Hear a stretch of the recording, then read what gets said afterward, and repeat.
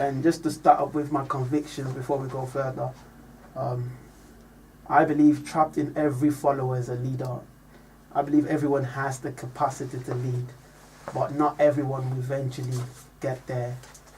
I believe having the capacity to do something doesn't mean you do it, and not doing it means you're still a failure. It's like knowing how to read and never reading. It's the same thing as never knowing how to read because you never read. I believe everybody has the gift, and I believe as well that leadership is all about finding your gift and knowing how to serve it to the world. And most times I throw up my convictions out there. People's thoughts and question is, if everyone is meant to be a leader, who then is meant to follow? Many people think that, and I believe that question in itself, it's a proof that many of us have been mentally so to say, brainwashed to believe subservient. We've been taught to believe, we've been conditioned to believe in followership. And how do you change someone's mind, someone that is bent on what they believe in? It's easy to relocate a person than to change their mindset. So we understand what we have to do here. It's not an easy task. It's a very massive task, but we believe it's possible. Why? Because we ourselves are going through this mental transformation, and we believe it's possible. So first and foremost, I'm going to start on a clear ground. What are the natures of a leader? TOSIN. What are the points we talked about last week? Do you remember any of them? I do remember. I remember when you said you have to first of all discover yourself, right? Or discover your gift. Yeah, that's true. We talked about being a leader, and the aim of leadership is discovering your gift and knowing how to serve it to the world. That's the paramount. And I feel like one of the points we talked about as well is followership is a trusted privilege given to a leader. You don't force people to follow you as a leader. People see something different about you. They see the passion in which you chase your dreams or your purpose, and they get drawn into it. That's what leadership's all about. It's not about trying to gather followers to follow you. Quickly, I'll start with a story. This is a very important story. It's from the Bible. This is a principle from the Bible. It's a time where Jesus went up to the mountain, and he took a couple of his disciples up onto the mountain, and before them appeared Moses and Elijah. It was the mountain of transfiguration, and he shone before them bright light, and he was transfigured before their face, and they saw this person in another form, and they were overwhelmed and overgazed. Then they said, you know what, this is beautiful, let's stay here. And they decided to build 3 stones. They say one for Jesus, one for Elijah, and one for Moses. And they wanted to stay there, and a voice came from the background and say, no, you have to go down. But these people were comfortable where they were. They did not want to go. They just wanted to stay in that position. But there's a voice that came and said, you know what, go down the valley. What does that mean to me? I believe we can be trapped. We can be trapped in our comfort zone, and we forget that leadership is not about finding comfort. It's about solving problems. Because down in the valley are people that are hungry, spiritually deficit, people that are needing help to change their lives. I think this is what leadership is about. Leadership is all about knowing that you will have to go through discomfort. But the challenge about discomfort is people are not willing to go through discomfort. It's like the story I talked about, Martin Mandela. He was okay as a man. He was a lawyer. But there was something that was affecting his nation, which was the appetite system. And he felt like he had to go through that and solve that problem. He could have chose to live a comfortable life and leave people to the problems, but no, he felt he had the responsibility to go and solve people's problems. That's where leadership is birthed. When you understand it's not all about comfort zones, but able to leave your comfort zone. That's what makes you a leader. And that's the beginning of understanding your personal leadership. And this is the first point we'll talk about. Personal leadership. It's all about discomfort. But the challenge is, there's so many people that are not willing to leave their comfort zone. At the end of the day, they want to get to that point. How do you convince them? They become your resistance. The people I talk to and they're telling me they are comfortable. They're not bothered about chasing all these things I'm talking about. I'm saying there is more inside you. If there is capacity and potential, then you can have more. But they will settle on the resources they have because they're not bothered about what could happen or eventually happen. Now, they become your resistance because you've not been able to convince them. Yeah? So every leader faces resistance. There's always a couple of people that would resist whatever a leader is trying to do. And this is part of the nature of a leader. You need to understand that not everybody will come on board. Tosin, you got any question for me? Yeah, I do have a question. I'll ask a question concerning the comfort, like you leaving your comfort zone. All right. So the question is, can you ever stop leading someone? Can you ever stop leading someone or being leader? Definitely. I think that's a very good question. Thank you, Tosin. I think the aim of every leader or every form of leadership program is to get to a point where you transform a follower into a leader. Yeah? There's one thing to first become transformed into a leader. And the second part of it is that this person that's been transformed has to become an agent of change themselves. They have to grow to a level where they are able to take on the world and find that leadership spirit in them. This is the mentality. I'll give you a story in the Bible. This is a story of Jesus as well. So this is my principle. Most of my principles are from the Bible. Now this is the principle. Jesus had been with his disciples for a couple of years, and he's taught them everything he knew, or most of what he knew. So there was a time he wasn't around, and they brought a sick person, someone that had a demon possessed, to the disciples. Yeah, and they expected them to heal this person, and they tried for so long and they couldn't. Jesus came back in the scene, and they told him what happened, that they brought this person and they couldn't heal this person. The first reaction Jesus gave was, how long would I be with you? He did not even go and heal the sick person. He focused on the disciples. Why? These people were people he's brought together, and he has the belief that they had the potential to do what he does. But they were not transforming, they were not learning. At a high standard he put them. How long would I be with you? Which simply means that the game of having leaders around you is so that you can become like them. Jesus expected them to be doing what he was doing. So the aim of every leadership program or every leader is to be able to change people to be leaders and for them to go ahead and be agents of change. So you can't be a leader. You can't lead someone forever. The proof of your teachings or your philosophies that they might be changed and be able to actually carry on the work of leadership as well. Okay. I just wanted to ask another question. Yeah. You were saying about how Jesus had his disciple and he focused on them alone. So what if I'm leading just one person? Is that enough? Yeah. Or I have to lead more than just one person? Remember I said leadership is not about acquiring followers. Mm-hmm. It's first, leadership is about you being yourself, chasing your dreams, and these people are attracted to you because of because of your passion towards your purpose. So first and foremost, you're not calling them to come, and even if you call them, it's an invitation. They have to decide to join you.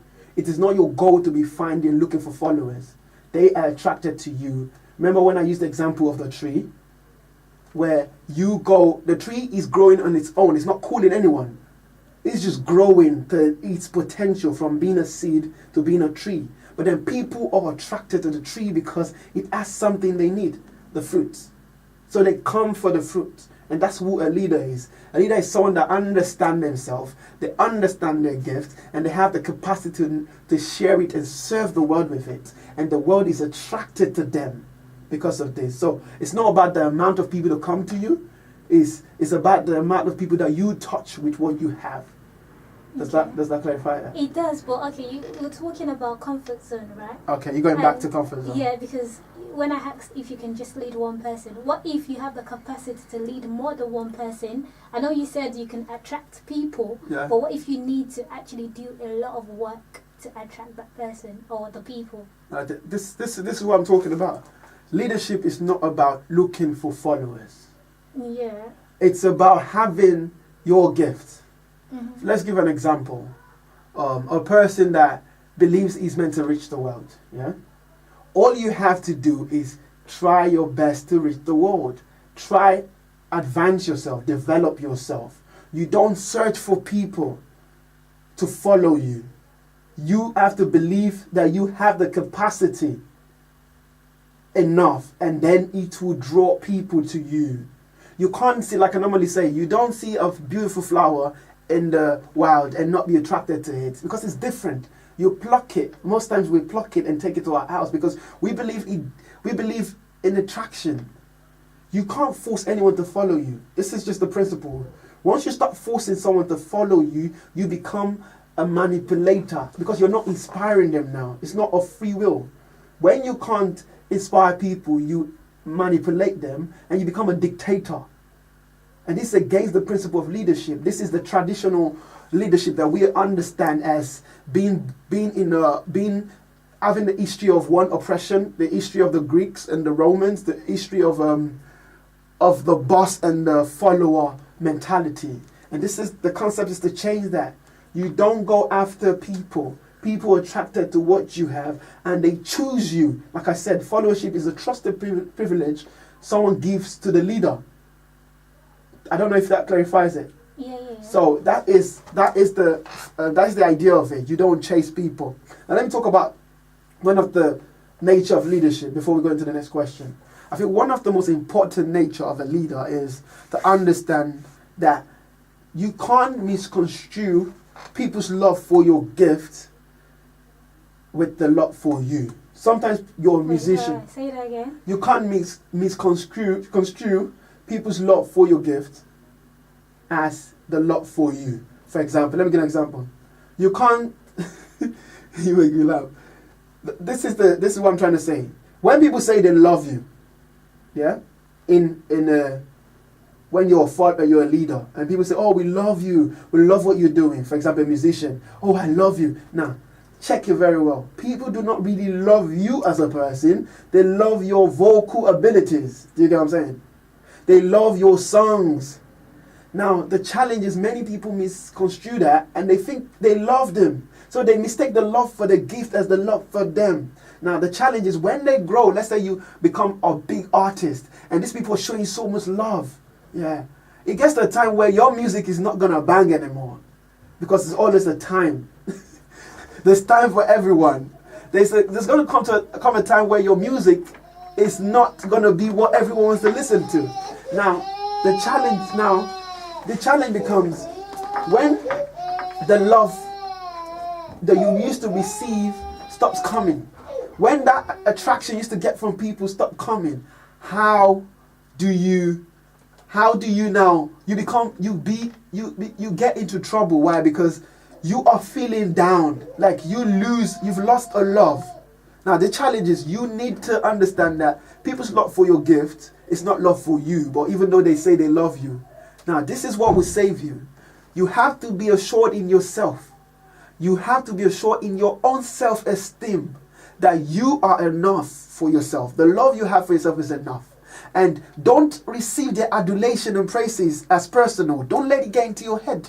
Because once it gets to your head, you'll be craving for it. It becomes like an energy, like a source that actually carries you. Because when it's not there, you are not yourself anymore. The truth is, people are going to love your gift, but it's never going to be always like that. An example I'm going to use is the tree. Now, the seed goes into the soil, and it grows out, and the shoot comes out, and the stem comes out, and the branches comes out of the stem, and you see the flowers come out, and the leaves and the flowers, and eventually the seed comes out, and the fruit comes out. Now, people will come. I've done this before. When I see a beautiful tree that has beautiful fruits, I will come. I will take stick and beat the tree so I can get the fruit of it. I will climb on the tree. You are that tree. We are that tree many times. People do not care about us. They do not love us, but they love what we have to give to them. It is what is in your hand that people want. They don't really care about you. So we will climb on that tree and we'll pluck that fruit, that beautiful fruit, and we'll climb down and we'll turn our back on that tree because that tree means nothing to us. It is the fruit it possesses that attracts us, and we will go away. That's what we do. That's what people do to your music. They want to consume your music, and when your music is done, they will turn their backs on you and turn the other way. Why? Because they're after your gift. Because it's your gift that gives you reverence.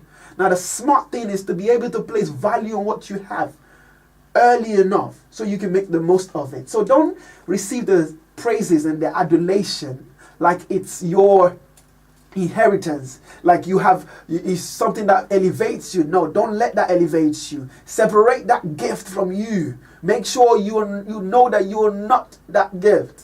People in the music industry especially, you see people that used to be so famous and now they're on drugs because they're trying to resuscitate that love people had for them because they don't have it anymore, because they're not famous anymore. Now they're in trouble. They're in all these addictions because they're trying to get the wow factor they got while they were in that position.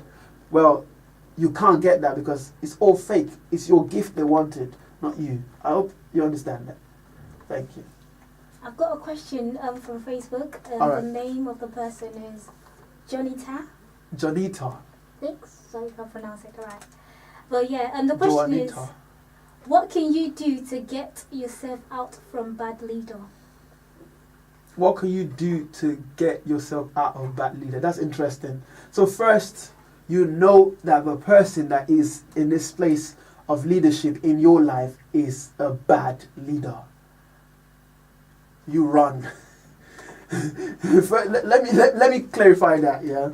Okay, you have more questions? I feel like it's not a question. I feel like, how do you know the person is a bad leader? Is that the question? No, that's not the question, but I'm asking because if you're saying you want to get yourself away from a bad leader, how do you know the person? Okay, I think that's the first question to deal with. I think, let's go to the root. The word is first, leader. The word leader is from the root word lead, which means movement. Yeah?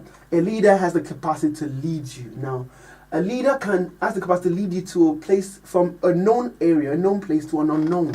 That unknown place you have to be convinced in yourself that this unknown place is a reality that you can receive. This unknown place is called vision. Everybody has an idea of where they want to go. Everybody has a vision of where they have to be. Now, Juanita, you have a vision or a picture for the future of where you want to be. Now, does that leader align with the vision you have? This is how you spot leaders that are good for you or bad. And some leaders are not even bad. Some leaders are actually good. But they're not good for you because it's like there are many exits in life. Yeah? But what exit is going to take you where you're going? That's the most important thing. What exit is going to take you to where you're going? Your vision is your journey and your destiny. Whatever leader that doesn't help that journey, that doesn't make you focus on that journey, whatever how good they are not good for you. Now let's go back to that question. How can you get yourself out of a bad leader? First and foremost, I advise you to take a tough and a bold step to run the other way. There's no other way I can say this. There's no style to move away from someone that you know is not good for you. You have to stand up, be courageous, and make that choice. It's all about character. There are good things and there are bad things. But it takes a man of courage to say this is good and this is bad. I'm telling you to summon courage and make that choice for your destiny, for yourself. Because the choices you make today are going to inspire you for tomorrow. One thing about that as well, I believe people that speak words into your life are very important because every human being is a sum total of everything they've heard and everything they've seen. You become the sum total of everything you've heard and everything you see. Now, the people that pass the most information into your head are people that actually control you, whether you know it or not. So if you know someone is bad for you, then they are going to lead you astray. So the best thing is to run far away from people like that. Run far away. That's my advice to you. As raw as it sounds, be courageous and run far away from them. Thank you. Okay, I've got another question, and Yep. This question is from the website, and the name, there's no name, but it's from the website, and they said, can you put all your trust in people that is leading you? Can you put all your trust in people that are leading you? Trust is something that is very. I don't advise anyone to put trust in a man.